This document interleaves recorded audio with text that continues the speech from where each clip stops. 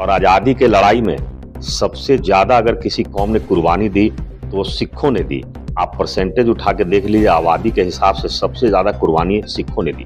तो सिखों के लिए भी जब बोर्ड आपने एक धर्म विशेष के लिए बोर्ड बनाया है तो फिर खालसा बोर्ड का भी निर्माण करें, सिखों के लिए खालसा बोर्ड का निर्माण। बीजेपी की हुकूमत पूरे मुल्क में वक्फ की जायदाद का जो बिल लेकर आई है, ये बिल अगर कानून बनेगा तो कोई भी वक्फ की प्रॉपर्टी मुसलमानों के पास नहीं रहने वाली। बात करते हैं, हमारे साथ भारतीय जनता पार्टी के वरिष्ठ नेता अजीत सिंह जी हैं। सर, क्या कहेंगे? देखिए, आज़ादी के बाद एक देश तो इनको मिला ही, फिर एक जमीन पे कब्जा करने के लिए इन्होंने एक बोर्ड बनवा लिया और तत्कालीन उस समय की सरकार, कांग्रेस की सरकार ने तुष्टीकरण की नीति के तहत ये सारे अधिकार इनको दे दिए। मतलब सब कुछ इन्हीं को चाहिए, एक अलग देश भी चाहिए, इनको वक्फ बोर्ड भी चाहिए, अल्पसंख्यक से संबंधित जितने भी लाभ हैं वो भी इनको चाहिए, सब कुछ इनको चाहिए।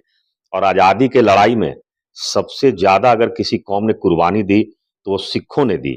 आप परसेंटेज उठा के देख लीजिए, आबादी के हिसाब से सबसे ज़्यादा कुर्बानी सिखों ने दी। तो सिखों के लिए भी जब बोर्ड आपने एक धर्म विशेष के लिए बोर्ड बनाया है तो फिर खालसा बोर्ड का भी निर्माण करें, सिखों के लिए खालसा बोर्ड का निर्माण करें।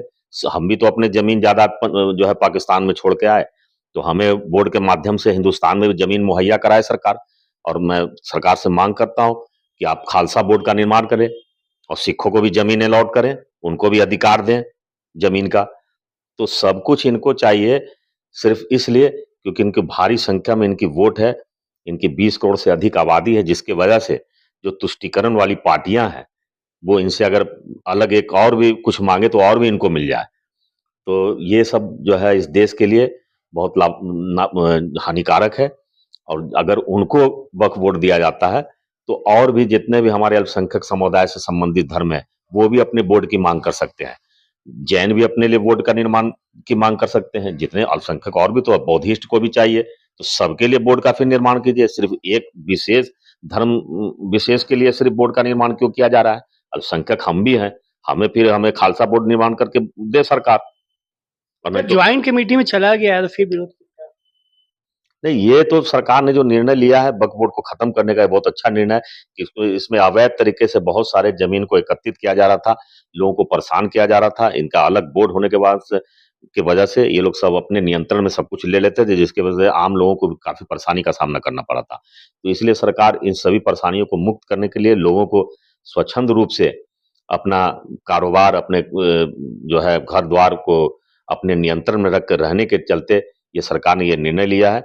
क्योंकि ये किसी भी अवैध तरीके से किसी पर भी बोर्ड और झंडा लगाकर उसे साबित कर देते थे कि ये वक्फ बोर्ड की जमीन है। तो ये यानी कि पूरी आप तरह कह से रहे हैं कि जब वक्फ बोर्ड हो सकता है तो खालसा बोर्ड क्यों नहीं? हाँ, खालसा बोर्ड निर्माण करे सरकार। अगर वक्फ बोर्ड को रखना है तो फिर खालसा बोर्ड भी बनाए।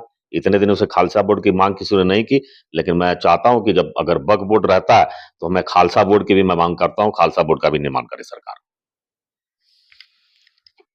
हमारे साथ अजीत सिंह जी थे, भारतीय जनता पार्टी के वरिष्ठ नेता थे। इन्होंने वक्फ बोर्ड जब हो सकता है तो खालसा बोर्ड क्यों नहीं हो सकता, यानी कि खालसा बोर्ड की इन्होंने मांग की और ये आगे इस बात को पार्टी फोरम में भी उठाने जा रहे हैं।